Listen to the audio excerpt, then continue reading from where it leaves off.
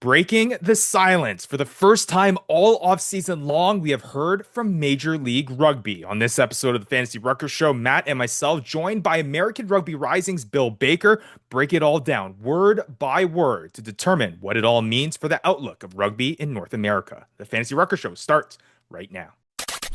Where rugby and the world of fantasy sports collide.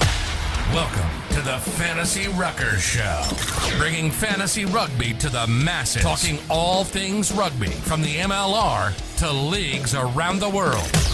We're on top of it. Headphones on, pads off. This is the Fantasy Ruckers Show. Now, here are your hosts, Ryan Yee, Matt Yee, and Devin Vanderpool. What's up, everybody? This is episode 170 of the Fantasy Ruckers Show. Thank you so much to our Fantasy Ruckers League members, our community members, and everyone else tagging along on this journey of making fantasy rugby a reality in MLR. With you each and every single week, Matt Yee, I'm Ryan Yee. We got a special guest. And Vandy's got a lot more hair than usual. Yeah, a lot more hair than usual. The people up north of the border, celebrating a particular holiday today, Thanksgiving. Shout out to all of our Canadian listeners. Happy Thanksgiving. So we gave Vandy the week off. So we bring in a guy that obviously we're quite familiar with. We did a little bit of traveling for the MLR final. We bring on American Rugby Rising's Bill Baker. Bill? Big shoes to fill, man. What an honor. Oh, I almost put it on my mic stand. I almost had it there somewhere. I just didn't get to it. This is great. I'm happy. This is a blast. Thanks for bringing me on. No, absolutely. Hey, it's good to see you. We were just talking before we hopped on here on the pod that I don't think, obviously, been texting back and forth with all the craziness that's been going on around Major League Rugby, but I don't think we've talked kind of in depth here face to face since we saw each other out on the East Coast for that MLR final, which obviously we had a whole bunch of fun at. It's good to finally see you, man. We've missed you. Yeah, same. Usually when you don't speak after something like that, it's because we all stayed in the same hotel room, but we didn't. And weird things might have happened in hotel rooms, like smells, or someone ate someone's leftover sandwich, but we didn't stay in the same room, and yet we still didn't talk for a while. So we got to discuss this. We got to get back. Yeah, didn't even need to be in the same room for us to get sick and tired there, right? As you mentioned, what happens in Pawtucket, I guess, stays in Pawtucket, like you mentioned. So either way, though, Bill, great to have you back on. Again, big shoes to fill here. Filling in for the Devin Vandy Vanderpool, but there's a particular reason why we bring you on this show particularly. And obviously there's a lot of things going on in the world of Major League Rugby. And what we have titled this episode as is Breaking the Silence. The league has finally came out with some information and some news that we've been long awaiting for. And we've had teams folding. We've had announcements being made by other teams. We've talked to players about said announcements and said things that have happened. And yet the one constant over that whole time has been that we have not heard anything from Major League Rugby. And finally, just a handful of days ago, heading into the weekend, we finally get some announcements here from the league that I think are pretty interesting. And if you missed last week's episode 169, we obviously had our TFR Manager's Choice Awards, the first ever TFR Manager's Choice Awards. So thank you again to all of our listeners who voted in that, and congratulations, I guess, to all of the players who got, Bill, like what we'd like to say, an award that is even more highly coveted than a Grammy, Emmy, Nobel Peace Prize. The TFR Manager's Choice Awards is No something doubt. that you put on top shelf. Oh, Whatever's higher than putting on the fridge, your mom's fridge, that this goes higher than that. But on top of that episode, obviously there was the big news and the big reaction to USA Rugby head coach Scott Lawrence with his comments about what the league needs to provide in terms of the development of rugby stateside. And obviously as native Canadians, we have our opinions, obviously, as that. We do now live here in the United States, outside of Vandy. So we do kind of have the perspectives of both sides and talk with people on both sides of the ball, hypothetically speaking.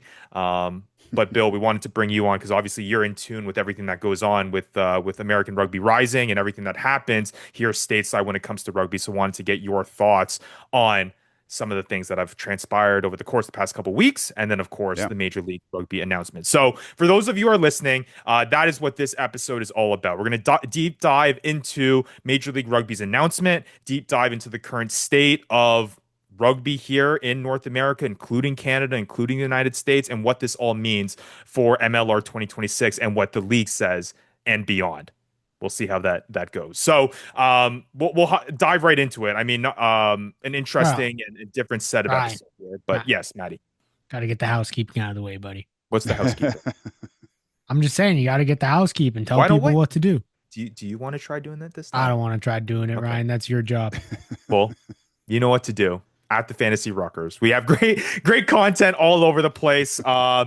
Give us a follow, like, subscribe, at American Rugby Rising for Bill Baker as well. Make sure you don't forget that. Again, we've had you and I, Bill, and Maddie and Vandy have had a great partnership over the years. You are obviously one of the OG members when it comes to our fantasy MLR league. And of course, we did that little shipping out to Rhode Island trip where we got to experience the MLR final together, which was a whole bunch of fun, along with our pregame show and all that good stuff.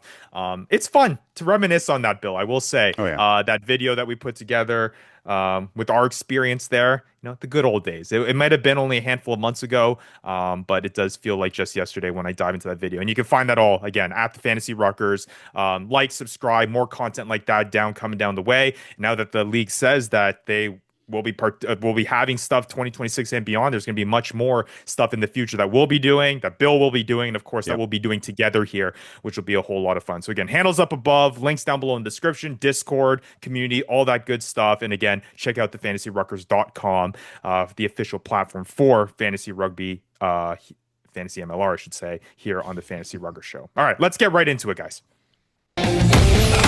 News dump. All right, time for episode 170 news dump. And really, it is one big dump that we're doing here when it comes to what we're talking about. And I think let's, again, no time to waste, dive right into it. And the league has come out, like I mentioned, with an announcement. We've heard crickets all off-season long. NOLA folds, Miami folds, Houston folds. And it's not until months LA after. San Diego merger. Now, I will say there was an announcement about that, but the league still crickets when it comes to basically everything else going on.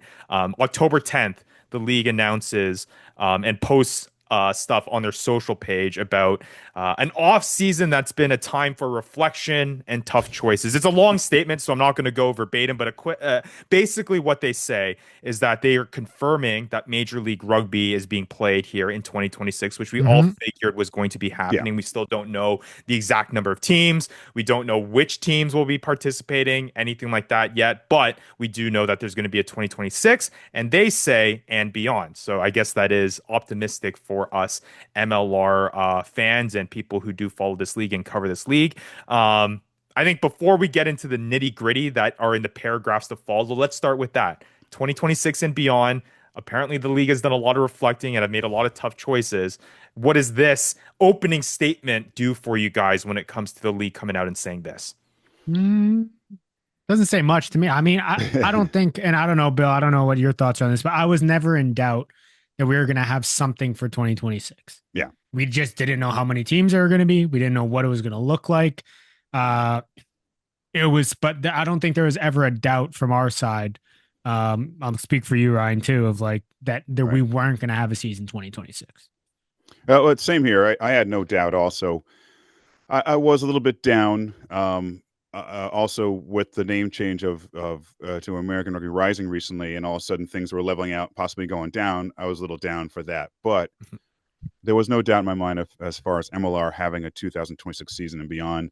We're kind of too far into this league to just go, okay, even if there's only 5 teams, they can't just say, okay, no, there's too much money invested in these teams that are still around.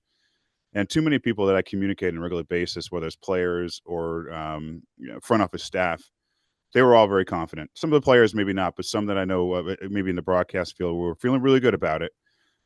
Still were feeling iffy. They were scared about what's going on, especially with USA Rugby, which we'll talk about a bit also. Putting those two things together really was scaring people. But then also the social media chatter wasn't good. So if you go down that rabbit hole, it's really hard to be pulled with them and not feel good about it also. But I personally, Ryan and Matt, I felt good about that. It was going to happen either way. Yep. It's going to happen either with 5 teams, 6 teams, or 7 teams, or maybe even 8 teams. We'll see. Yeah. Yep. For sure.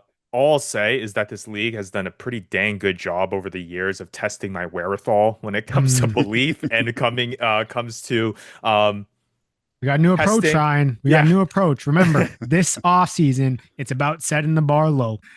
All right. Low expectations mean you can't be disappointed. Right. And we have yet to be disappointed because my bar is on the floor.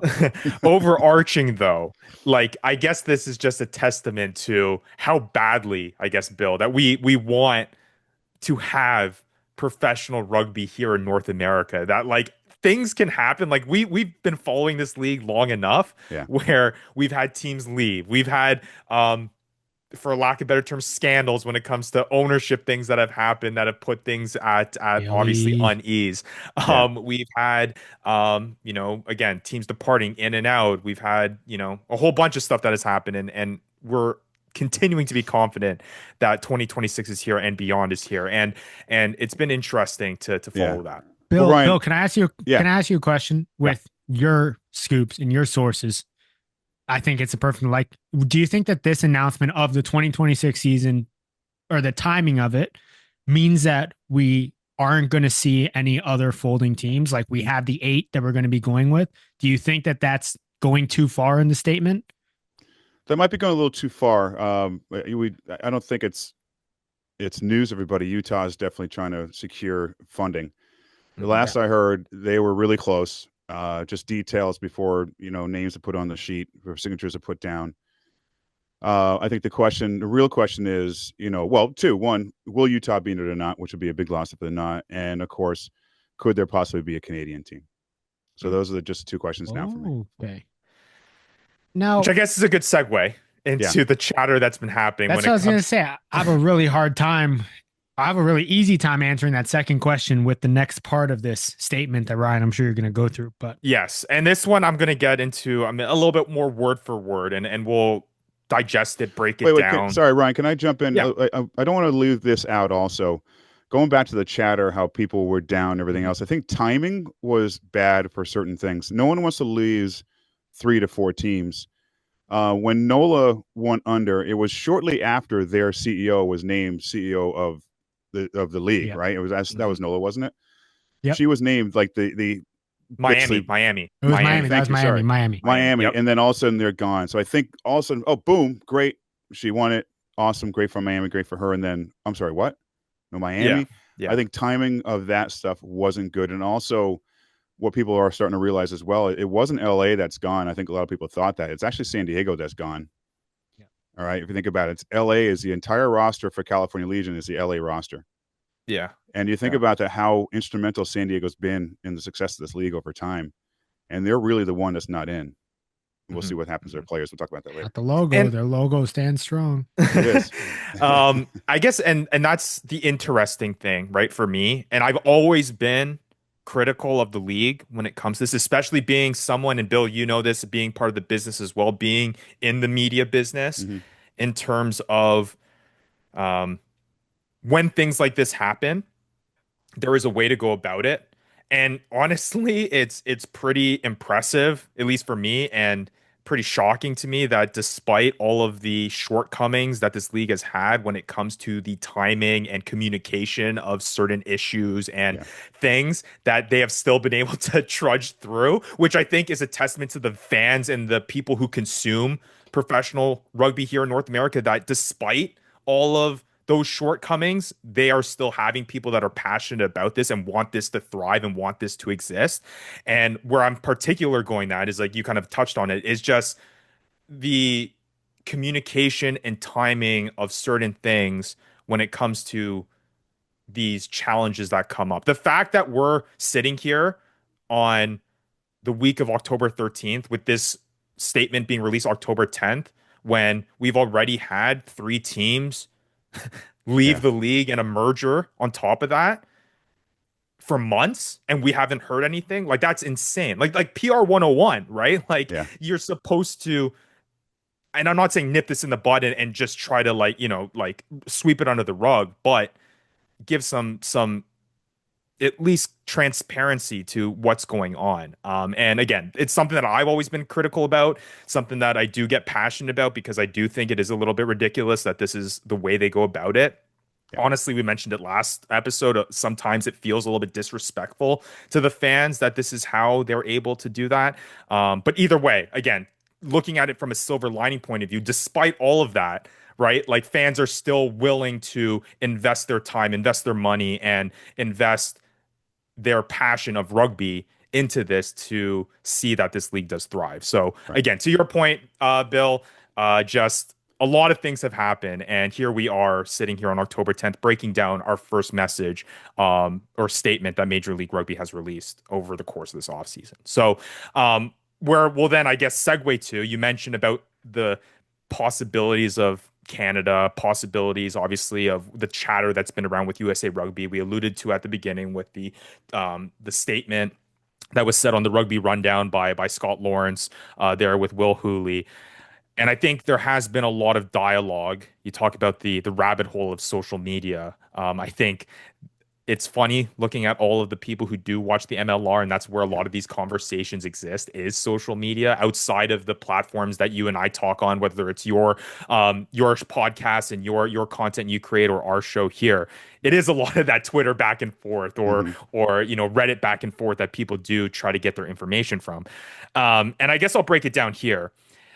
I think there has been a lot of talk, especially with international rugby being on the forefront, right? We just finished the Women's World Cup, which, by the way, just I think a fantastic job of the US was almost there, but just putting it out on the forefront. I think a lot of people were talking about it, which is really, really cool. And then obviously you have the PNC with the World Cup qualifications and things like that, right?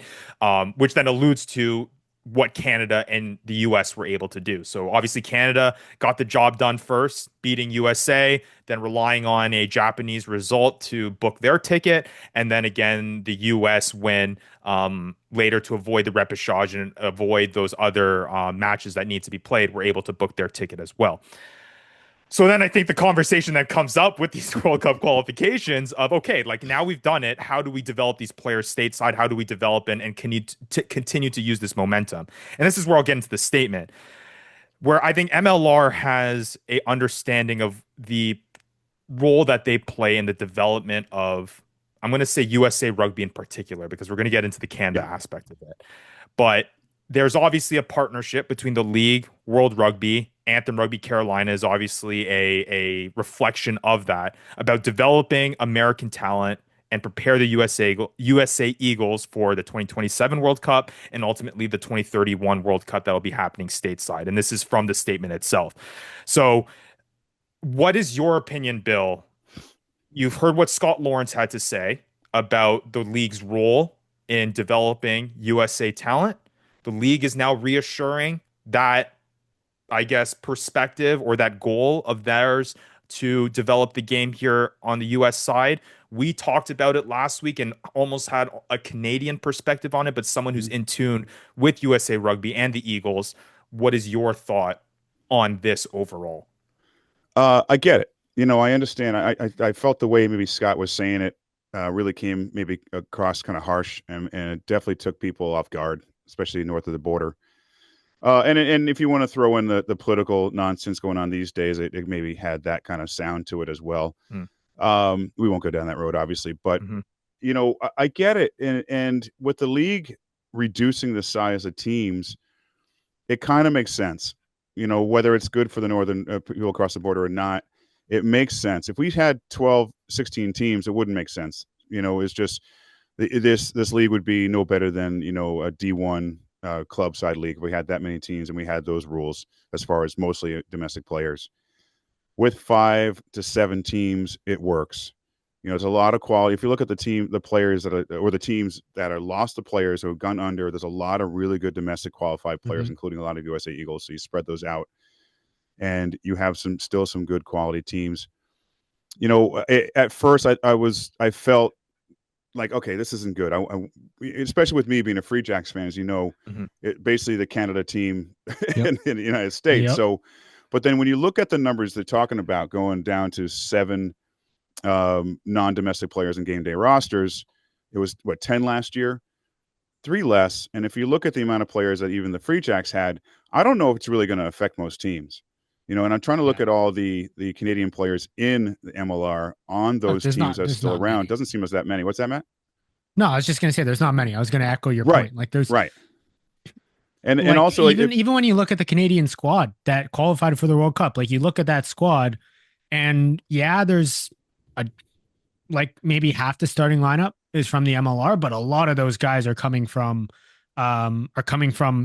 sides in Canada and club yeah, sides in Canada, or developing within the Rugby Canada program. Like I agree with you, Bill. Like I think the impact maybe that Canadians are seeing from the outside looking in is like, hey, this is going to be huge for us. But you think about even the draft, you look at the draft perspective, there's what, 2 Canadians that are yeah. drafted out of all 3 rounds or all whatever rounds. Um, it's just like the percentage doesn't end up being that impactful. And I think ultimately teams are still going to be incentivized to have some Canadian guys on their team anyways. And also, when you look at teams like the Free Jacks and their Canadian contingent, most of them are starters, right? Yep. We're not talking about bench players. If they're on the team, they're playing, they're starting. A couple of the Canadians, Matt Heaton for one, doesn't play MLR anymore. He actually plays for the ARP team down in Atlanta, although I doubt he's suited up yet. I know he lives down there now. But if you look I don't think it's going to be that big of an impact for the Canadians, to tell you the truth. I mean, you look at certain teams, yes, there's going to be an interest in okay, who do they keep? Do they keep the New Zealander who's a hooker, or do they keep, the Free Jacks hooker, that kind of thing? So yeah, there's going to be some stuff to work out for these teams, for the GMs to see who they can keep. But honestly, I don't think it's going to be a big deal, like you were saying, Matt. Yeah. I think for me, I'll fact check myself. A lot more of the guys from the starting lineup is from the MLR, but still, you spread it across 8 teams. Like, let's say 7 teams, because no Canadians are going to be on the anthem. So you spread it across 7 teams. Still end up with like 2 per side, and that's enough to put together. See, that's great. There's actually really good players in that roster. Mason Flesh, Lucas Rumble. These are again, these aren't people getting 10 minutes on a MLR team. No. These are the players that the MLR teams are gonna use a international spot for. Yep. I think for me, and maybe where this backlash, I think, came to fruition when the statement was first made from head coach Scott Lawrence, and then ultimately backed up by the statement made by the league a few days ago. I think there has been a sentiment, and maybe I'm speaking for a lot of people that maybe don't feel this way, but at least for me, like looking at it, with the history that this league has, especially with the Arrows, right? When you go back to that day, I think there was always a feeling that MLR was not just an American project to grow the game, just stateside, but I think there was a feeling that this was a way to grow the game here in an area of the world where rugby is not at the forefront of the sports conversation. And that includes both Canada and the USA. And I think that is in large part due to the history that is involved with the Arrows being there. And I don't think there has ever been conversations of, Canada versus USA, right? But I think as we get closer to the World Cup, as we lost the Toronto Arrows, right? As we integrate Anthem Rugby Carolina, the emphasis on America has been a lot more and has only grown further over the years, right? So I think, to your point, Bill, I do think that this shock of pulling that underneath a lot of Canadians, right, is the reasoning behind kind of this shock value and reaction to a statement like that, and seeing this. Yeah. But I think when you do take a step back, right, let me say this, do Canadians have a right to be frustrated and angry because it does limit them? Yeah, for sure. Like, I understand it, right? Because it's going to, at the end of the day, limit, right, their ability and potential to play in the MLR and have a spot on there, right? Like, now you're talking about, Canadian players not competing with other American players for spots on the team. You're talking about Canadian players now competing with the Liam Coltmans of the league, right? And the guys that are coming overseas to play here, right? So I understand the frustration there, but I do think, though, with the lack of a Canadian team, and to echo what you and Maddie are saying about when you break it down, you actually take the numbers, right? And if there are 7 right? What the league is saying, 7 international spots on every team. Like there is still space for those Canadian players to go around. So it's not the end of the world, I should say. Well, it's not ideal, obviously, for Canadians, and I see that sentiment, but I don't, to your point, Bill, think it's going to have as big of an impact as maybe some people think it might have. To Bill's point, the studs of Canada are going to still end up having a team to play for. The Mason Fleshes, the Andrew, well, I guess not Andrew Quadrant, but the Ben Lesages, the Cole Keiths, like these guys are going to continue to have a spot on an MLR roster. They're integral to these teams. Yeah. Where I really don't love the backlash is that the expectation that Scott Lawrence has something to give to Canada Rugby or has something like his job is not only to be looking in the mindset of US rugby, but also Canadian rugby. And like his job is to look at North American rugby. And that's just not the case. He's hired by US rugby. His best interest is going to be when US rugby does well. Actually, I would say that if Canada is worse, it makes it easier for US rugby to qualify for World Cups. Fair enough. And that's ultimately what US rugby wants to do. There is no, like I saw on there's this notion of growing North American rugby. And like, I hate to break it, but like, that's not where Scott Lawrence's or USA Rugby's best interests are. Right. Their best interests are developing US players, developing a pathway for US players, and creating the best atmosphere and environment for US rugby to be as good as they possibly can. Right. I guess where, and I'll let you go here, Bill, but like to that point, I think that's completely fair, right? Like, I think exactly that. The responsibility of Scott Lawrence is to focus on developing USA Rugby. I think where I want to lead that conversation, though, is that I think now this is a rude awakening when the league is saying it, right? Like, I think that's what I was trying to say, right? Was that like there has been a sentiment that the MLR, right, is not just about American rugby, but it is very clear. It is very clear now that it is, and people are going to have to get comfortable. I was thinking, like, I don't think we've seen the MLR make such a blunt statement regarding their partnership with USA Rugby. I mean, Bill, correct me if I'm wrong, because you have more history, but like, I haven't seen such a strong statement to say we are partnering with USA Rugby. Our goal with USA Rugby is to develop USA Rugby players and for the World Cups. Like, I haven't seen that before.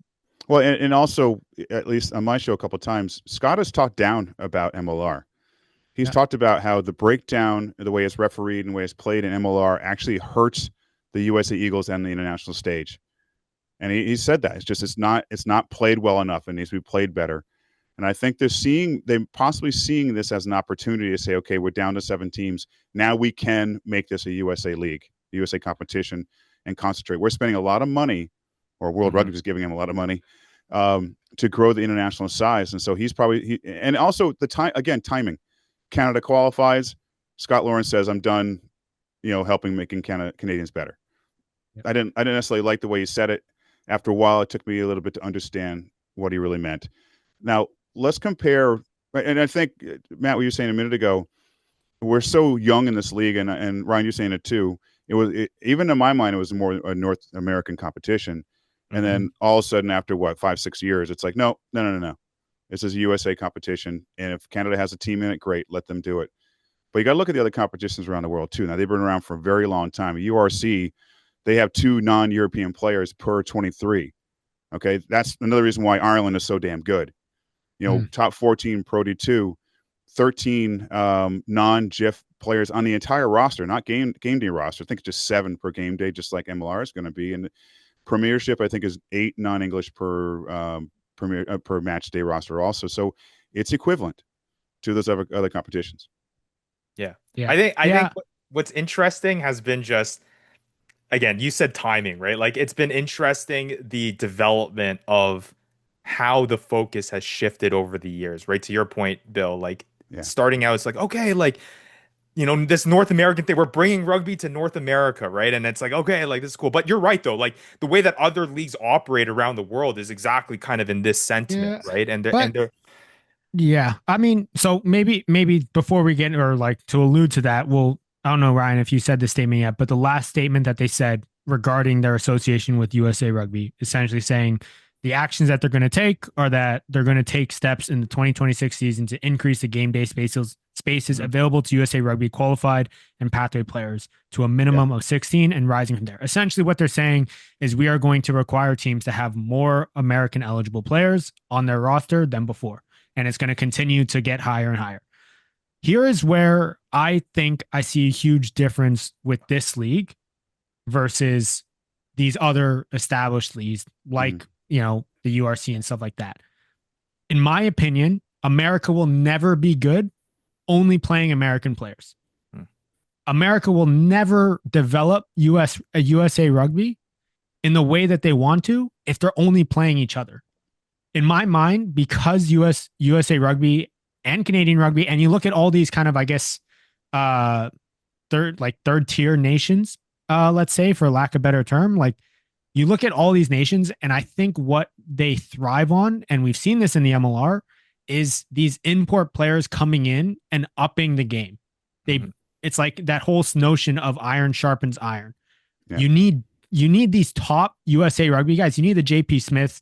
You need the I want to say AJ McGinty, but he's out in England. But like you need American eligible, right? So you need like the JP Smith American eligible. You need the Christian Dyers who's retired. Like all these guys, the top USA Rugby guys, they cannot be the best in the league.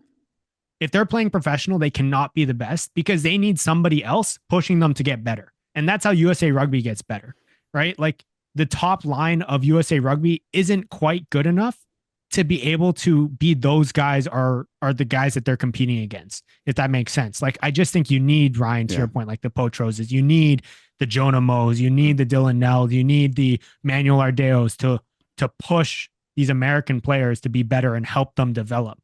Like, I just think that it's crucial, and I really am worried about this idea of we're going to continue to rise it from there because, like, you have to do that very strategically, or else the product is going to fall off, and also the development is going to plateau.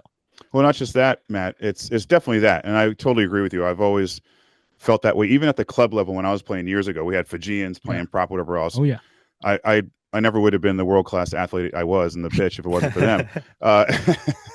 But it's putting asses in seats in stadiums too, right? Yeah. A lot of people I know that go to the Free Jazz games, they love watching Patros play. They love these Canadians play, whoever else. I'm sorry, if we had, Boston Rugby amateur club playing out there every day, you're going to have 100 people in the crowd. You've got to have the talent on the field still in a young portion of this league. You got to sell tickets and you got to make money for the teams or lose less money. And that's where I think what Maddie's saying, to build off that, is just the interesting space that MLR finds itself in, right? Like that's where you lose that connection or the strategy that, let's say, the URCs have or the Premiership has, right? Or the Pro D2 have and all these leagues, right? They have the rugby part of it covered, right? People love the sport of rugby in those countries, right? So the idea that they need to grow the game there is not a challenge that the league is also facing, right? So not only is the MLR tasking itself with developing USA Rugby, right? It's also trying to figure out a way, how can we grow the sport here stateside? And I would argue, to what kind of Matthew's saying there, is that those are almost two competing factors, right? Like it's two end goals that are pulling in opposite directions. And we've talked about this on the show before, where like, if you want people to buy in to what Matthew's saying, you need really, really cool players and good players to come out and watch, right? And it's finding that balance between getting players that are going to make this sport exciting and fun to watch, and to what you're saying, Bill, getting people in seats to watch this game, versus also developing, rugby from international. For me, at least, I think it's two competing factors, right? I don't think both hand in hand. I think they do go hand in hand, because I think you get the players that can get the people in seats. Those are the players that are also going to help develop the top guys in USA Rugby, and you need both. Like both of those are going to have that same purpose. Perfect example, like Ma'ananu. Like if I was a center playing under Ma'ananu or playing with Ma'ananu, I'm going to get 200 times better than if I'm simply the top guy, the top center at the club, and everybody's looking to me for for advice or looking to me for insight into things.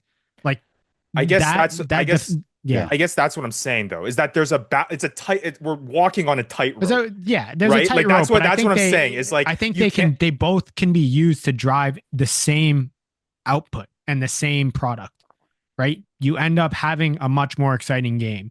You end up having key players or, names that people know, and highly skilled international guys, along with the fact that these highly skilled international guys who are also putting bums in seats, they're also doing their job in growing the American development system because of the work that they're doing at training. The one thing, Matt, you're better off playing inside or outside of them because you're free behind them. You're not playing. Um, but a number of the guys I spoke to, either after a match, whatever else, the international players coming in from the Southern Hemisphere, whatever else, they're all on board as far as this project is, as far as what this means for American rugby or North American rugby, if you want. When they come here, they see it's a different game, not necessarily on the field, but the entertainment value behind American sports.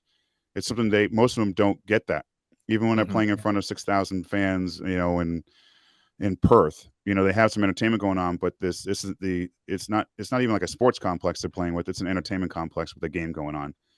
So they're biting. They're on board. They want the game to grow here. Yeah, for sure.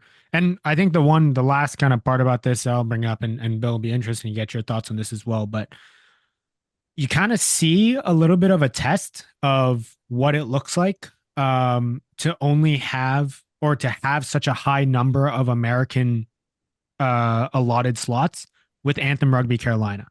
Yeah. In my mind, like they're kind of the test dummies of what it looks like to have a fully American team and a fully American league. And I hate to break it to the people, but it's not going well. Like you look at guys like Sam Galla, you look at guys like Mitch Wilson. Both of those guys, yes, like Mitch Wilson was riddled with some injuries this year, but both of those guys noticeably worse this year than previous seasons. And yeah, I mean, I might differ on Mitch. I thought Mitch played really well at the international level. Yeah, fair. But fair. You're right with the other. Well, guy. just at the MLR level, right? Yeah. Like obviously he's developing for the national again. game, If you're playing with a roster, another 14 players. How many players in rugby pitch? Yeah, another 14 players that just aren't at the level. You're not going to play well. Also, it's only so much you can do. Sure. And if you look at that roster, a lot of those guys are young, right? These are young guys out of college, draftees, whatever else. Now, if you had a real Anthem side where you brought in Jama, you brought in whoever else, and you put that team together, they're going to win games, right? If Canada puts a team together because a lot of their players have lost their spots in the MLR teams, that's going to be a better team than Anthem, if you ask me. If it's those players. Yeah, for sure. It's interesting. It's again, I think it's a very unique space. And I want to say that I understand the tough position that the league is in, right? And maybe when you take a step back and you digest the emotion in there, because again, I mean, I was there for one, like I'll admit it, like the knee-jerk reaction, right? Like when you see these types of statements being made, right? And I can understand, the frustration, especially from Canadian rugby fans seeing this. Like I can get it, but when you digest it and kind of take it for what it is, you can understand what the league is trying to do and how they are really navigating a very challenging situation, like for lack of better terms, right? Yeah. We could talk about whether or not they're going about it the right way or how they operate and all those things. But I think at the end of the day, I mean, it's a tough spot and they're trying to find that perfect balance. And I'm sure there's pressures, outside pressures when it comes to the World Rugby, conglomerate that is trying to dictate on what happens. I'm sure there's been backlash from, players when it comes to sense, Canadian players, maybe from that sense. Like, I get it. There's a lot of parties to try to please here, and they're trying to go about it the best they can, I guess. And Ryan, there's a lot of players we got to please that don't have a team right now. I don't know if you want to talk about that at all. Yeah. I mean, like we've talked with a whole bunch of we talked with Seth Smith, right, recently, and in a fantastic conversation, a very transparent conversation about what it was like and the experience it was like for him to be a part of a team that folded. And I think I mentioned it to him, right? Like he is the epitome of what this league is trying to do. right? Like he's the textbook Academy raised. Yeah. Yep. academy raised, makes his way up the system, gets onto a professional MLR side, and is in hopes of getting that international call up and has the ability, right? I think to at one point, right, like be able to. He's played with the younger versions of that to be and represent the red, white, and blue and get there, right? Like that is the steps that this statement that MLR released is essentially outlining, right? And Like that's how they want it Yeah. to go, yeah, and yeah, to your point, Bill. Now there's a whole bunch of with three teams folding and a merger. There's a lot of players that are like that are now searching for those homes, which will be interesting to see where they go. And I do know of players on both sides that this shakeup has caused them to really rethink on what direction they're going to go, and if they are able to Yeah. go in a direction that they want to go yeah. and play for certain teams. And I'll with Seth Smith, I mean, again, the perfect look is that he was academy player, a pathway player. He had the opportunity to learn under guys like Heineke Meyer, Hmm. Pote Human as coaches. He gets to learn under Peter Aneasu. He gets to learn under Tion Erasmus. All of these guys, Wilton Rebello, all these guys, international guys. Yeah. And it helps him develop and become a better player. So yeah, I think it's just like it's the perfect exactly like you said, right? The perfect example. I do want to, before we move on to other teams, I did want to bring up, just as like from a fantasy, I guess, perspective, but also just a talent perspective or a performance perspective. You look at the top 10 guys in fantasy MLR, Hmm. and you go down the list and you try to figure out how many of them are US rugby eligible. Hmm. And there's two of them. Yeah. Hmm. And it just shows you that we need the international guys. The international guys drive this league forward with the talent that they bring. And at some point, the US will get there and the US players will get there. But we just need these guys too much to just push them out. And I'm just hoping the MLR has a strategic way to go about that, and USA Rugby have a strategic way to go about that versus just going from, oh, we're just going to bring the players down to zero and only have domestic players at some point. And so, yeah, it's something interesting to talk about for sure. Yeah. But yeah, Bill, to your point, there's a lot of players looking for squads right now. True. Yeah. Well, I do like Well- Joe Mano at top of the list of your I fantasy. do like league. that too. I do like that too. So I guess to wrap up this statement, again, you can find it obviously on any social platform with MLR. Oh, before we wrap up, I guess, I mean, the way I read this, Bill, to your second question, it's pretty clear there's no future for a Canadian team. I mean, they have to backward pedal this statement Well, a lot, at least in 2026.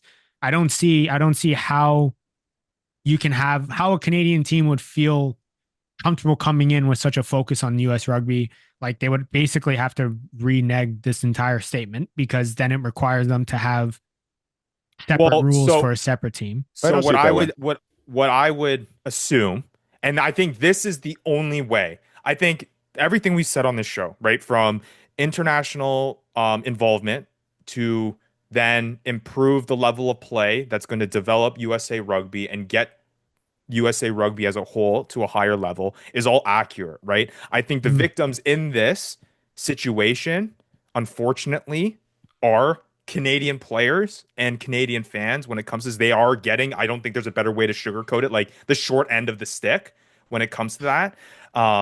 Especially because you can always argue, right? Like with guys coming from New Zealand or South, there will always be like, oh, that's so cool to get there, right? But like there isn't that rivalry between, yeah. oh, like by me bringing over Liam Coltman is going to all of a sudden make the All Blacks a better, program. No, But- the All Blacks are already where they are and they're going to be, right? But by providing a Canadian player an opportunity, there is that animosity, right? That was clear in Scott Lawrence's statement that they're obviously giving opportunities that are, at the end of the day, hurting them in the long run, as evident from the past qualification round.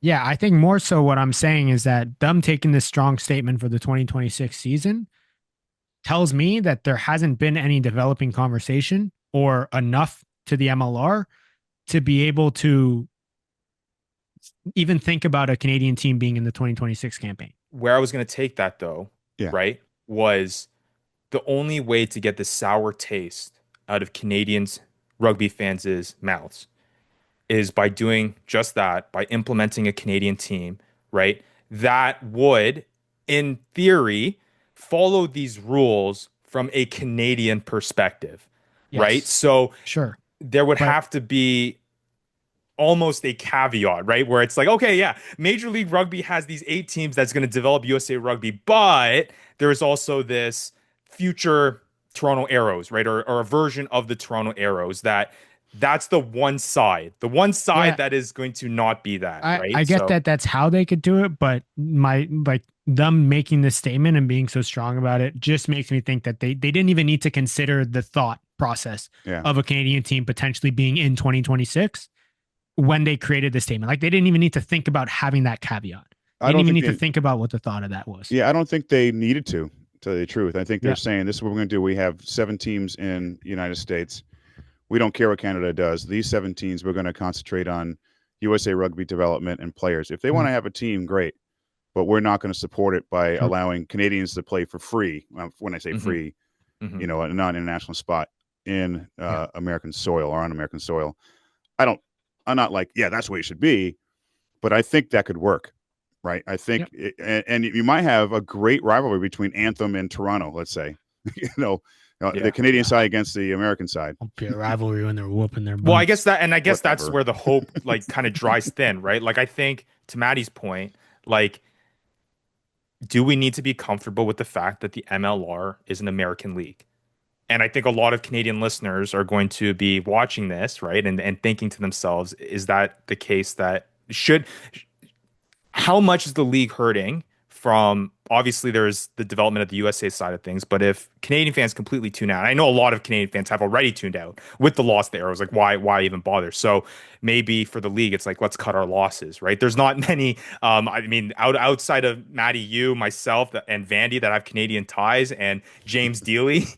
um I don't know how many other Canadian fans are really paying tune to this league. So talking that out, maybe the league understands that, cuts their losses, and just says, "Hey, this is where we'll deal with." And it's in large part spurred by the fact that, you know, the Arrows don't exist anymore, right? From that standpoint, and it's kind of just shifted that momentum to what it has become today, right? Doesn't need to be that involvement anymore.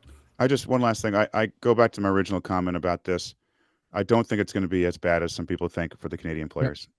I think at least those elite, the top group of Canadian players are just fine. The Brock Websters hopefully have a place to play also. I think it's going to be okay. It's just getting those, maybe the second tier Canadian players onto a roster might be a problem. Yeah. And I mean, let's remind Canadians the heyday of Canadian rugby was before the MLR, Yeah. And before all United this States were any professional good. stuff, Well, and before United States and Canada did it. I think we can still find our way back. Yeah. Yep. And I mean, at the end of the day, when you look at it, like to grow, where is the pool of people that we need to grow this sport, right?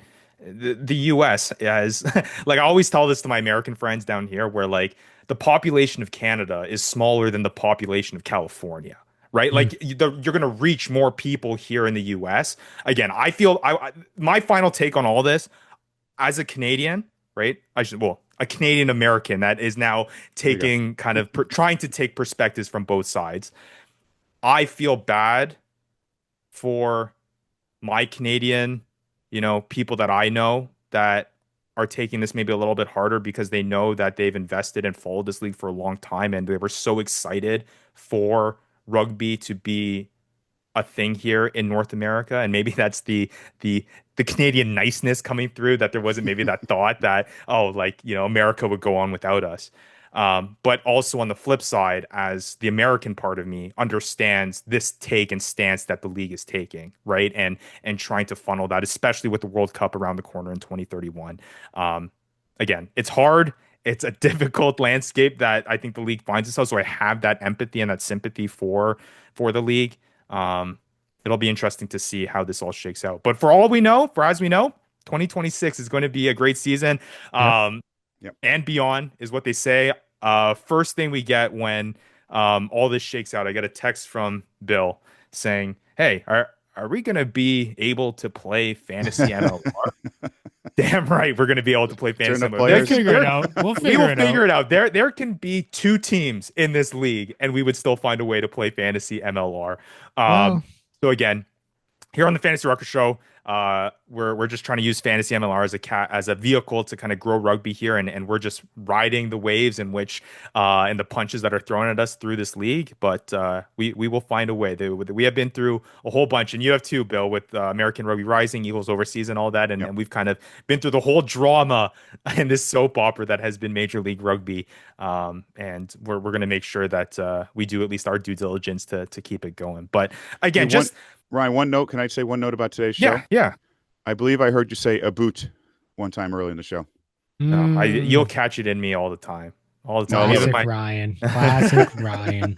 Yeah, that was not on the citizenship test, Bill, for me to change the way that I say things. Luckily for me, because I don't know how that would be going either way. But again, to wrap this up in a bow, the reason why we spend almost an hour breaking this down is because this is the first statement that we've gotten from the league. And there's nothing else happening. And there's nothing else happening. Since all of this has come down. And this is where we got to, where we will nitpick now because the league doesn't often keep us updated with certain things. When they do keep us updated, we're going to nitpick and go down to the bare bones of what it is. This is where we find ourselves. This is the state of the league. And I think at the very least, we can temper our worries somewhat, because I think 3 months ago, there was a lot of concern on whether or not this league was going to exist coming up here in 2026. Well, us here may have not have been as worried. Remember, we had a strong belief, and I think we were passing that on to the people. I hope we were doing our best to do that. But I do know the people that were quite worried. But now, us along with the league, I think we can kind of take a breath, step back, and look forward to more professional rugby being played here stateside here coming up here in 2026. Now it's just whether it's 7 or 8 or 7 or 6. 6 or 8. 8. Let's go to that. 4, 6 to 8. 3, 6 2, to 8. 10. 6 to 8. 5. And where are the players going to be? Let's Nobody just make knows, it. But we'll find out. We know it's not happening through some sort of dispersal. Some people are just going to be signing at some point. I think last year it's like November, December, the big signings times. That's when we'll it's all going to happen at the same time too. We're going to have a show where we're going to spend 45 minutes breaking down rosters. I have this feeling we're going to show up a day before the fantasy draft and not going to know half the teams. I feel like we're going back to those days. The one team I'm really interested to see what happens is California. Do they have instant rights to both San Diego and LA roster? You know what I'm saying? The San Diego players probably want to stay there. Well, the way that you explained it, it sounded like San Diego basically folded. That's what it sounds like. Let's put it that way. So, and I mean, and a great fan base too. I feel for them. Yeah. Well, I feel bad that they can't even have a fan base because they're playing in 6 different stadiums. So yeah, I feel bad for them. But hey, I said this, Bill. I said until Seattle and or New England Free Jacks fold, this league is surviving. Yeah, I think so too. You're right. If once one of those fold, then I'm worried. But until they fold, this league is going to continue on 4, 2, 6, 5 teams. It's going to continue. In other news, New England Free Jacks welcomed forwards coach Pengi Tala Apitagi as their part of their coaching staff. So that is the only other thing that is happening. And that's literally the only announcement from any MLR team except for folding. If you think about that. Yep. Yeah. So the fact that the New England Free Jacks are at least signing a coach is a good sign too. That is a good sign. I will say, and this is just kind of international rugby type stuff when it comes to that. There was word about, I know, concern about this R360 league that's happening around.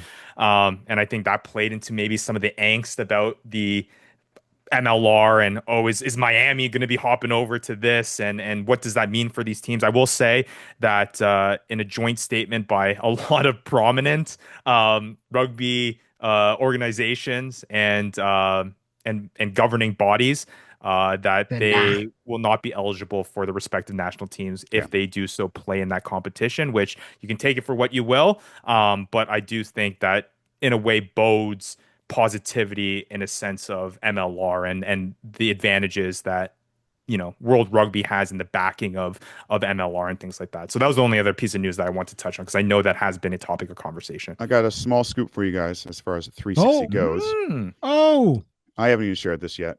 I have committed to the Boston franchise. Through a good source, at least 3 U.S. Eagles could possibly be in that league if it goes through. Really? And do you Yes. think that Scott Lawrence will allow them to still be eligible? That's a great question. I think he would. I think unless this whole MLR thing is like, See, no, this you either play in the league or you're so not playing. Yeah, to that's where I start. That's where I start. Now you're kind of now you're kind of contradicting your own Right. statements. Right. You need to have your best players here and or playing in And reputable we got plenty leagues. overseas. Well, I wouldn't say plenty. We got a few overseas. They're playing. What's the difference with 360? I guess so. That's also a good point. But I mean, I'd much rather the guys developing in Premiership than together. Yeah, 360, exactly. In an that's for sure. established league. Yeah. Australia, New Zealand, South Africa, Ireland, England, Scotland, France, Italy, those governing bodies that talked about. Obviously, US is not on that list. Canada not on that list. So obviously these are the top countries in the world that have the Canada's leverage going to to say RC something like 360, that, baby. right? Canada's Exactly. going to RC 360. So interesting up there. Okay, wrap up this show. I'm gonna give the mic and give both Matt and Bill an opportunity here. Matt, as kind of obviously with the Canadian side and perspective of that, a message that you have for Canadian fans when it comes to, and I'm not just MLR fans, but Canadian rugby fans and their interest in growing the sport here. And then Bill, I want you to kind of get the opposite side of that, of the perspective that you have for America and there you go. See, there we go. But Maddie, I'll start with you, man. Like, what's your kind of message with everything? Well, I'll start with Bill. It doesn't matter when both of our countries have not made it out of group play in the Rugby World Cup. So at the end of the day, if you're not first, you're last. This is what I'll say. I'll say that one, I don't think that it's going to have as much of an impact. I think all the guys that you see, the key 15 of the Canadian starting lineup, are either going to be one overseas, frankly, which is good for Canadian rugby. You look at guys like Ardron, you look at guys like DTH. All these guys had a lot of success and developed a lot overseas. Two, the guys that are staying here in the MLR and are part of the 15, they're going to continue to have a spot in the MLR, because you look at the names on that roster and they're going to continue to be starters and integral parts of the team. And actually, they, in some way, kind of benefit in a way of like their visas are probably cheaper. I don't know, but that's a guess. But like they're going to have a part on the team. And I just, like, from an MLR perspective, I would just say that, like, you still get to watch rugby in your continent. You get to turn on the telly and watch a game in your time zone. You don't have to stay up till 1 a.m. You don't have to watch it at 8 a.m. You don't have to watch it at 11 p.m. because of the time zone. And to me, the fact of that it's here and that it's in the same continent, but also the fact that you get to watch guys that are maybe an hour away from your hometown. Maybe that's, Toronto, maybe that's Vancouver, maybe that's Peterborough, maybe that's Uxbridge. I don't know, wherever it is. You got to have some sort of connection with these guys that are playing in the MLR, and you should continue to support these guys, because ultimately, if they do well in the MLR, it'll be better for Canada rugby. So that's my point there for Canada. Well, I'm same as you. I mean, obviously we joke, but I do cheer for Canada to play well as well. It only helps USA men perform better if we play against better competition, which we play Canada quite often. It's good for the USA Eagles. Yep. We're going to be okay. And, it wasn't that long ago, 10 years or so, where you couldn't find rugby on TV. You had to go to a pub to watch a match, to watch Premiership at 9 in the morning, 10 in the morning. It's readily available. You might have to pay $800 a month to watch it, but it's readily available. We've come a long way in North America over the past 10 to 15 years and where we are now. Now there's social media presence. There are people bitching about where we are in rugby right now, which wasn't there before. It might have been in the small circles, but more and more talking about it. Get out, go to MLR games. These guys are the most approachable people you'll ever meet in your lives. Always bring someone new if you can to a match. If you got the extra tickets aren't too expensive either. Get out there and support them. Support whoever's on the field. Doesn't matter who they play for internationally or where they're from. They do it for the love. We do what we do on these pods for the love, because it's such a great game. The USA is going to be fine. Canada's going to be fine. I think at some point we got to work together as we get to the World Cup, because if one or two North American teams can make it out of the pool play in 31, that's huge. Any World Cup, whatever sport it is, or Olympic sports, and when it's on North American soil, gets a huge uptick in viewers and viewership numbers after the games are over. It would only get bigger if USA or Canada if USA can really get a win and get out of the pool, a couple wins. Because think of it, they haven't won, I think maybe 2 ever in the World Cup, USA. If they can get out of the pool, that'd be amazing. So yeah, it was just it's gonna happen. It's gonna happen. Yeah. And I guess from the fantasy side of things, obviously as the Supreme Commissioner, all I gotta say is that hey, we're gonna be here as long as the MLR is here. No matter what it may be. I will be bringing Fantasy MLR to the table. So again, thank you to everyone who's already played. Tell your friends. You talk about giving your buddy a ticket to go see an MLR game. Hey, tell your friend about taking a spot in a Fantasy MLR league here as well. And I do have a little bit of a teaser for people. There might be a chance if you do make it to the listener league in the future to possibly play against maybe some former MLR guys who have an interest in participating in some fantasy MLR action. So a little bit of a teaser there for everyone there.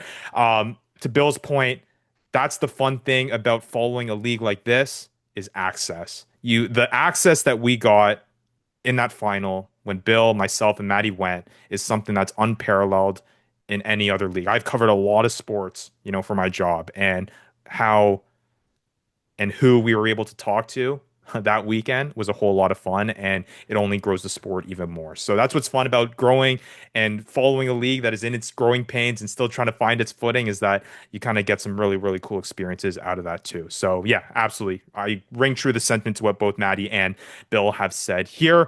Can I add one more thing? We'll see. Yeah. Before you kick me off and tell me to go away. Just this week, Bill, gotta go away. After you listen to this show on the pod or video, tune in to US Rugby Happy Hour Live. Yes. We have one of the top players of the Women's World Cup coming on later this week, and Erica Durrell-Searcy, USA Eagle, had a phenomenal tournament. So she's going to be great to talk to. Very cool. I'll give that opportunity for you too, Bill. Plug where people can find you and how they can go about watching some of that stuff. Yeah, we do live shows typically on Wednesday nights, but that changes depending on the guests we get around the world. Live on YouTube at 9 p.m. Eastern time mostly. And then the following day on Thursdays, it's released on all major podcast players. So check out US Rugby Happy Hour Live where you listen to your podcast. Yeah, awesome stuff. All right. Well, hey, again, Bill, thank you for taking the time to deep dive. This is probably the biggest deep dive I've taken into 3 paragraphs of words from a league ever in my short show. When you don't get many words. Yeah, exactly. So thank you, everyone, for granted. Yeah, thank you to everyone who has stayed this long and followed along on our breakdown of this. Again, we're going to be back. 2026 is going to be a fun one, and so is Fantasy MLR. Again, at Fantasy Ruckers, at American Rugby Rising, for Matt Yee, for our very special guest, Bill Baker, for Devin Vandy Vanderpool, who's probably somewhere eating a whole bunch of turkey for Canadian Thanksgiving. Again, happy Canadian Thanksgiving to all of our Canadian viewers. I'm Ryan Yee, and we'll see you next time on another episode of the Fantasy Ruckers Show.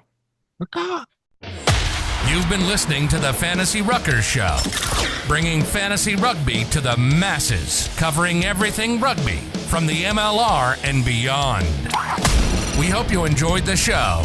Make sure to like, rate, and review, and be sure to tell all your friends. We'll be back soon, but in the meantime, connect with us on social media at the Fantasy Ruckers. Till next time, this is the Fantasy Ruckers Show, signing off.